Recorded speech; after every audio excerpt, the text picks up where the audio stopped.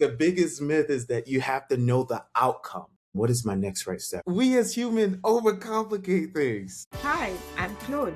And I'm Jess. We are corporate employees by day, entrepreneurs by night, and work besties for life.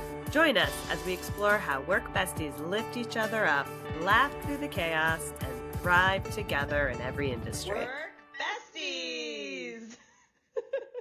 Welcome, work besties. This week we are in reset mode, career clarity, and sustainable high performance. Clarity comes from action and honest conversations with someone who believes in you.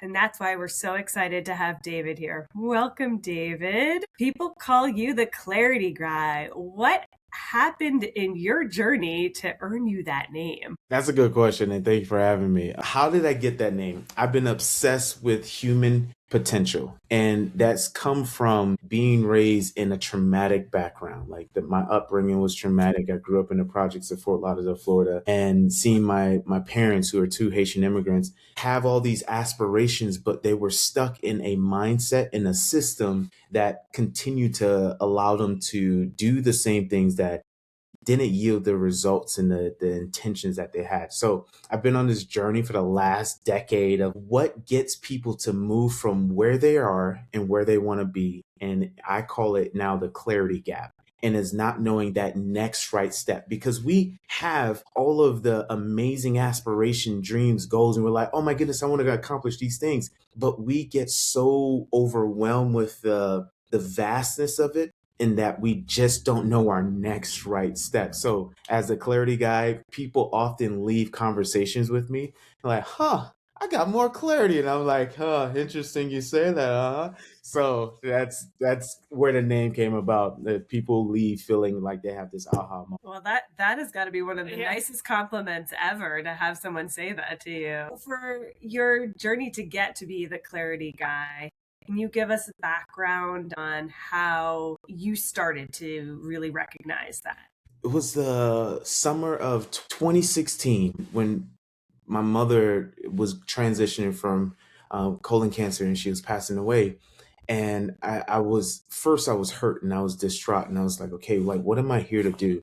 And then I went on a hike, and then I was like, God, what's my thing? And I was told, do a clarity podcast. And as I started learning more about humans and human behavior, Tony Robbins talked about the 6 human needs, and all of those things are amazing. And as I started to study more and more about humans and what gets us to move past our limitation, I started to learn that clarity is a human need. We all need clarity, but we don't know how to articulate it. So studying neuroscience, studying psychology, and even studying the Bible, I noticed that there's this theme of how to understand who you are, what you're here for, how you're designed, and how to serve the world. So understanding these things became the benchmark and the framework that has inspired me to create the C5 model in my book, Finding Clarity, and help thousands of people through workshops and as well as my client. Clarity for me is just a human need, but it's a human need that's been so deprived for so long that I'm like, okay, here's where I get to serve the world in a way that help them know their next right step, whatever their journey is. When you think of clarity, what's the biggest myth people have about it? This one right here. I love this.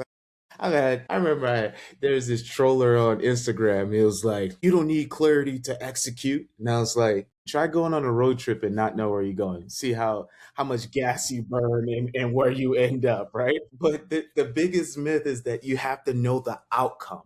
That's a myth, because I'm in Utah right now and my family lives in Florida. If I have an intention of going to Florida, I'm not going to focus on the Florida roads while I'm still in Utah. I'm going to focus where I'm at. And then when I get to Colorado and when I get to Alabama, I focus on my next right step, where I'm at. So clarity is taking the step of courage. One of my favorite quotes from Dr. Martin Luther King says, faith is taking the first step and not seeing the staircase. So clarity, you only see about 400 to 600 feet ahead of you if you're taking a road trip, but you ultimately know the general destination that you're going to. And then there's times that you have to take pivot. So the biggest myth is you have to know how everything is going to work out. But clarity is saying, I'm choosing progress over perfection, and I'm falling in love with the process. It's like a good quote right there. Yeah. Progress. I love process. So, who are the people that actually come and see you, and how do you help them? Anywhere from a 20-year-old who is on the fence of whether I should go to college or I'm trying to like design my life, to I have a client who's 61 years old who's on a different transition of her life of being a grandparent and understanding her identity. So it's high performers, it's leaders, it's creators, it's business owners. So it's typically people who've seen enough and who are realizing, you know what, this is not for me, and I want to create something from a place from authenticity versus a place that someone's either inherited or some things somebody's projected on me. You should do this, or this is the way we've always done it. So, I love when you say the right step, right? It's all about the right step, but how do you know what are the right steps? And is it like you make the person realize? How do you guide them to find the right step? Here's another misconception, like coaches, there's this thing like we teach you something. No, like we don't teach you anything. And if somebody's constantly teaching, they're a teacher. But our job as a coach is to draw out what you already have inside of you. You have the answers. So, for example, give me something you're working on right now, and we can do this in real time. Press kit. Press kit. All right. So Working on our own press kit. all right. So press kit. Okay. So what's the biggest mountain right now to accomplishing that, or fine tuning your press kit? Putting all the information in in 2 pages, or Okay. how to start. So how to start, and then putting everything in 1 to 2 pages. Okay. What are the most important things that you would think users and people need to know about you in this press kit? Audience and how many people are following us, and etc. And what we bring. So what we bring, the audience, how many people are following you? What's one more thing they need to know about you? Like what's the mission and the vision of this? What is unique about us and what do we bring to the table, which Yeah. is the work bestie ethos. Okay, so what is unique about it? So given all the things that you shared, what would you think is your next right step to moving this press kit to accomplishing it? Putting all those information on a piece of paper. I don't know. Right there, right? Right. Like it's so crazy how simple it is.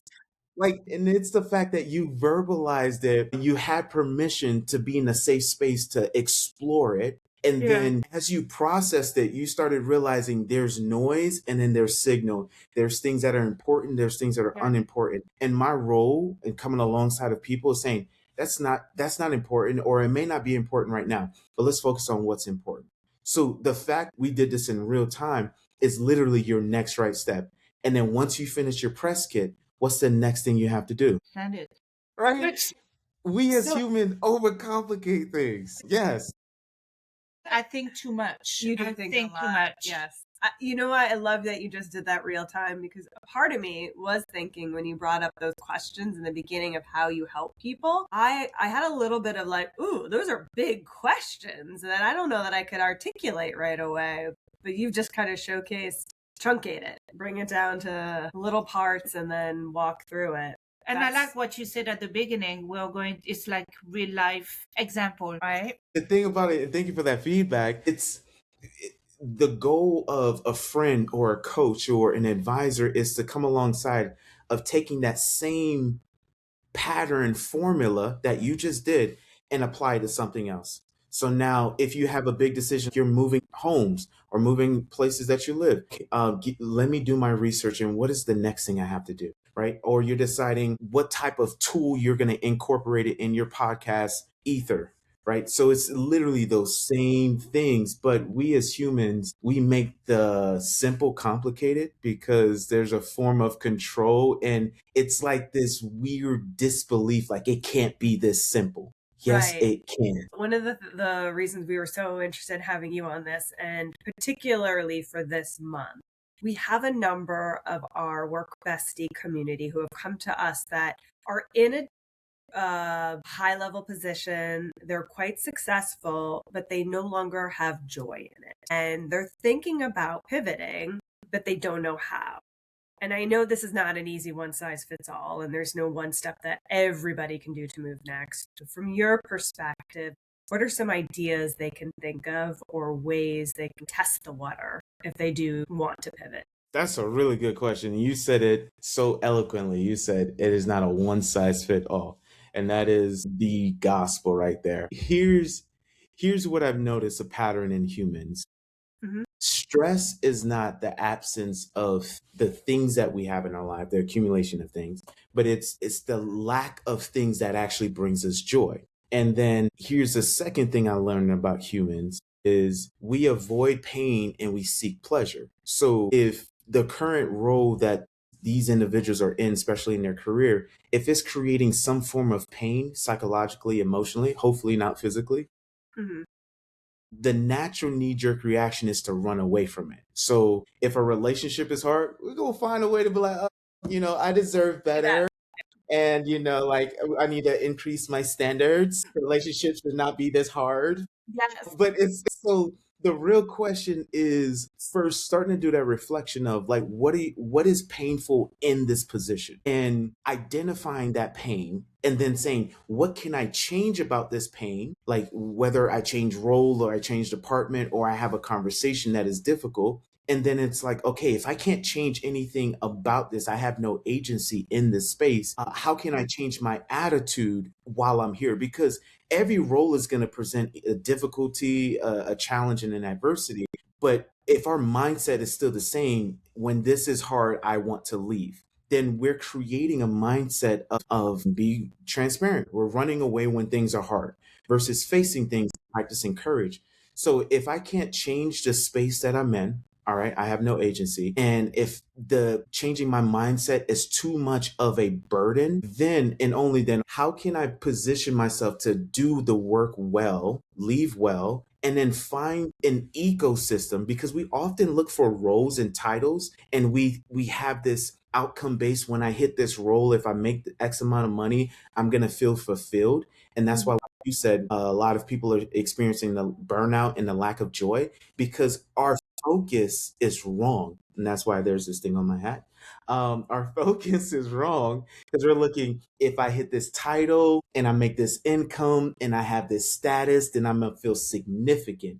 And then oftentimes when we get to that position, we don't think about the ecosystem and the space that we're actually entering. So if it's high stress, if it's cutthroat, if it's condescending, now we're just like, this is now the home that I'm in and I no longer love this home. Yeah. So the biggest thing is asking those questions. And once you make those decisions that answer those questions, now you're operating and you will move from a place of intelligence versus a place of survival. So if we're running from something because we don't like it anymore, now the next thing, even if it's a little bit better, but it's still poor, now the novelty of it is, oh, this is better than my last thing. But we're just constantly running from home to home and we've never done the work inside. You're making it less of an emotional decision, more of an intelligence decision, and in a way almost taking some of the science experiment, right? If you are saying from an agency perspective, I can't change my ecosystem, so if I take myself to a new one, was it that? I love that you put it that way, because I do see a lot where individuals come to you saying that they're very frustrated, they don't enjoy their job, so they just go and take the same role. It's almost the exact same role, but somewhere else. And then you talk to them maybe 3 to 4 months later and they're back in that same mindset. And you realize, yeah, it wasn't the location or it's what you're putting in and putting out. So that changes now your decision. It's like in relationship, right? Sometimes until you work on yourself, you always end up with the same type. So speak for yourself. I broke the cycle. You broke the cycle. Had clarity. No, but it's true, right? Yes. Yeah, 100%. you just need to have clarity about, okay, that is not working because of this, and this, and have to make sure in the future not to go back into the same patterns. Where do you think people usually get stuck with looking at the clarity, and where they get stuck and they cannot reach that clarity? That's a loaded one right here. I would say they get stuck in 3 ways. They get stuck in their state. And when I say state, it's their physical state, emotional state. So if let's say we've been triggered and now we feel less than in our childhood version of us who was always neglected and never seen gets activated. We often stay in that state, and now we connect the current story with the past story, and it has this little romance in this shindig, and it's in this hodgepodge of a potluck. So the first step to changing that state is actually just moving. And when we move, like physically, then things can start flowing. It's like my mother would say, like, if you feel constipated, move around. Then the second reason why we often say stuck is the stories we're repeating. So it's the state, and then the stories. It's like, why is this happening to me? This always happening to me. Like, what? Why? We stay in that loop of this happens, and then that story, when it gets replayed over time, it starts impacting our emotions. If we feel that the world is against us, or we feel that things aren't there's no justice, then that emotion is going to make us feel either anger or weariness or discouragement or sadness. And then what happens is we're starting to develop a system, which is the last S. So state, story, and then the system is what gets us back to that state. So if I'm habitually in a victim mindset, then the systems that I've created is I am looking for people and things that offend me so that it can reinforce my state and I can tell the same story. So therefore I stay stuck in the default loop. But in order to break that, change the state. Okay, I'm physically moving, change the story by reframing it. Bad things don't happen to me. Things are happening for my good. And therefore, this is teaching me versus why is this happening to me? And I've learned, what is this teaching me in this moment? So when I feel angry and somebody annoys me, I'm like, what is this teaching me? Oh, it's teaching me patience. So I say, thank you for teaching me patience. And then the system is, what do I need to do to operate at a high level? So exercise for me, journaling for me, having good conversations with people, brainstorming, praying. I have systems and rhythms that gets me to a state like when I feel stuck, I can move and I have agency versus feeling stuck and now I'm paralyzed. Having that. Goosebumps. Thank you. That was a good answer. David, you have a podcast yourself. What are the most common topics or things your community is asking of you? They're asking, this is so crazy. Like, anxiety is a theme, burnout is a theme, and overwhelm. And this may sound a little callous, but I think overthinking and overwhelm is a stupid emotion. Right? I said it. Because hear me out why I think it's stupid. Right? Oh yeah, now I want to hear it. They're pulling you out. So if we were down the street and you saw somebody holding a saw on the side where you're supposed to use for the tree, they're holding it as tight as possible. If you saw that person holding it, what would you say? It doesn't want to drop it. It doesn't want to drop it. And if you see the person bleeding, what would you think about that individual while they're continuing to cut himself? And call 911. He's kind of an idiot. He's like, I'm sorry.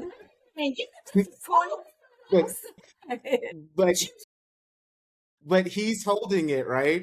And so a lot of people are coming alongside and saying, hey, let it go. And just like, no, I have to hold on to it as long as possible. So overwhelm, overthinking is a stupid emotion because here's why. Because we have the ability to release it. And when we're constantly holding on to it, then therefore we're creating a prison for ourselves. And when we get to the end of our life or get over that situation, we realize there's no guard, there's no executioner, there's no judge. So the prison of public perception, the prison that we create, it's all within our control. And we get to say, you know what? I am choosing not to live in this prison anymore. And even though I'm not sure what's going to happen next, I'm still going to flow with it. It's just like a bird, right? A bird is not worried about if the branch breaks or not, but it believes in its ability to fly. So if we're hyper focused, if we take all that energy we use for overthinking and put it into self-reliancy, resourcefulness, resiliency, consistency, collaboration, curiosity, I promise you, whatever adversity comes your way, you'll be like, you know what? I'm gonna be curious about this. I'm resilient, I'm resourceful, I'll figure it out. Versus, what if it doesn't work? What are they thinking about me? Oh, I probably said. I'm asking for a friend. I'm with your train of thought. I have a more similar, like, just let it go. Think about other things. There's your energy could be expelled in other ways. Not everyone can do that very quickly and or at all. So when someone does come to you and says, "That's nice for you," Yeah, how you do can I do it. that? And okay, that friend is also saying the roof is going to fall on my head, but guess what? I'm still resilient and I'm still curious. So you can still have those emotions, Yeah. but one is stronger than the other one. Yes. Yeah, one is in the driver's seat, the other one's in the passenger Yeah. seat. So it's not to say those emotions aren't real and they don't have a place. I joke, so it's not that callous. It was good. I like it because now I can say myself, oh, I'm overthinking. Oh, well, the friend, yeah, the friend is like, I'm overthinking, and I can say myself now, it's a stupid emotion. I'll just keep saying to you, let go of the saw. Let go of the saw. Yeah. Yeah, that is a good one. And it doesn't drive your decisions, right? So usually when it's in the driver's seat, now we're really reactive. And again, going back to clarity is responding to life versus reacting to life. So when overwhelm is there knocking on the door, it's like, hey, sit in the passenger seat. I'm going to focus on what's in my control, and I'm going to actually process it. Because when the gift of coaches and therapists is when we actually process what we're dealing with, we realize, oh, it wasn't that big of a deal. Or even if it was a big deal, it's like, okay, what's in my controllable? Like when my mother was diagnosed with stage 4 cancer and she had 3 months to live, I cried and then I was like, okay, this sucks. And I was like, but I can't control anything. I literally saw the life go from my mother, who's this hero of mine. And every time I would take her to the doctor, I was like, she's literally dying in my arms.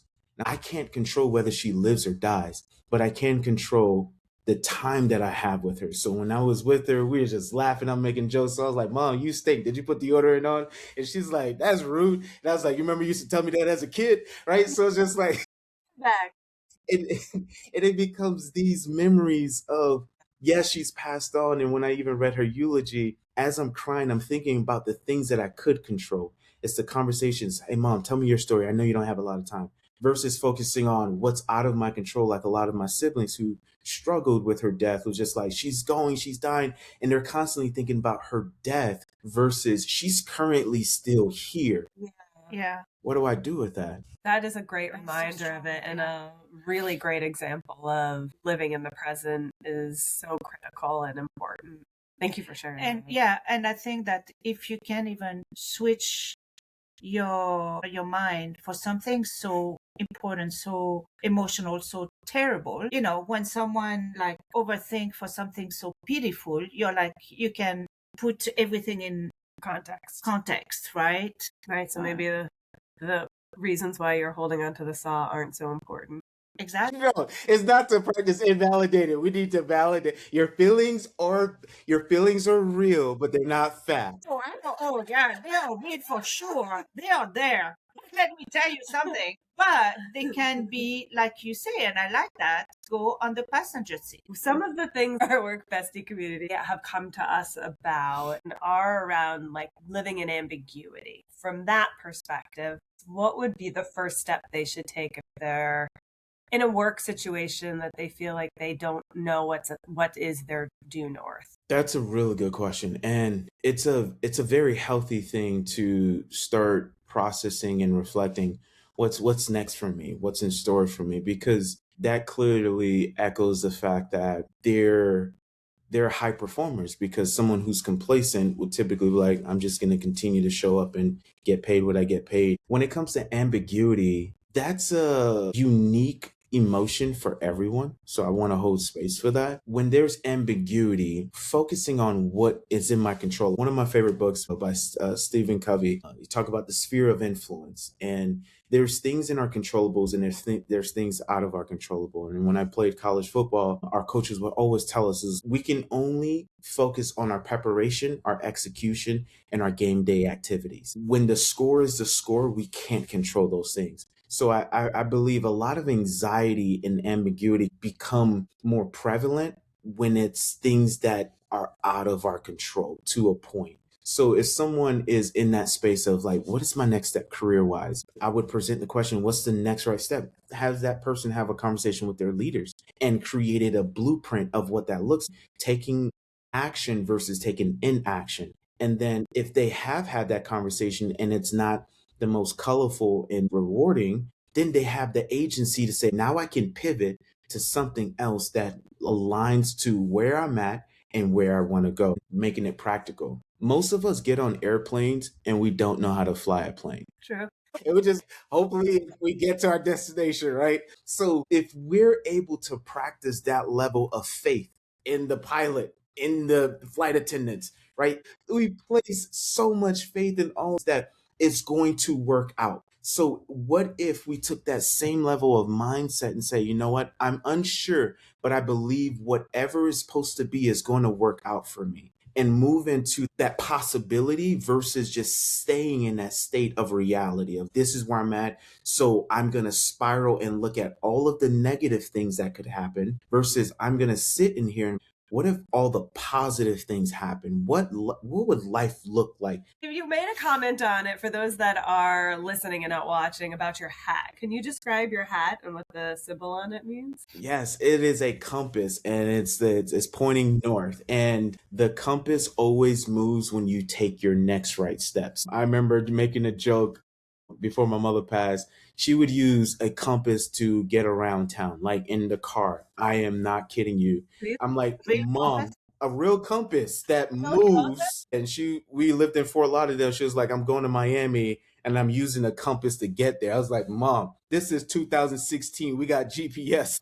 But my mother used a compass and I used to roast her. And I'm like, Mom, this is laughable. And full circle moment, now the logo is a compass because my mother always knew where the north was. So despite however she turned and navigated, she knew where north was and she knew where south was. And therefore she could always find herself even if she got misguided or went on a wrong turn. So the hat is an embodiment of my mother first and foremost, of encouraging people to find your north. And when you find your north, you inspire others to find their north as well. That is really beautiful. I love that. That in of itself, I think, describes why or how you became a clarity guy. It sounds like your mom was quite empowering as well. Yeah, she was awesome. And David, how can our viewers find you? Yes, I'm on all social media platforms at the Clarity Guy _. I'm on all the platforms, but I live on Instagram. Cool. We've so enjoyed this conversation. Personally, I got a lot out of it. I feel like a Same friend for of me. mine may have too. Having an idea of not just what clarity is, but how to truncate it and take steps to incorporate it into your life. And you so succinctly established that. And I We understand appreciate now that. why you're being called the clarity guy. So, work besties, if this episode resonated with you as much as it did with us, share this with your friends. And don't forget to like and subscribe. See you next week. Bye.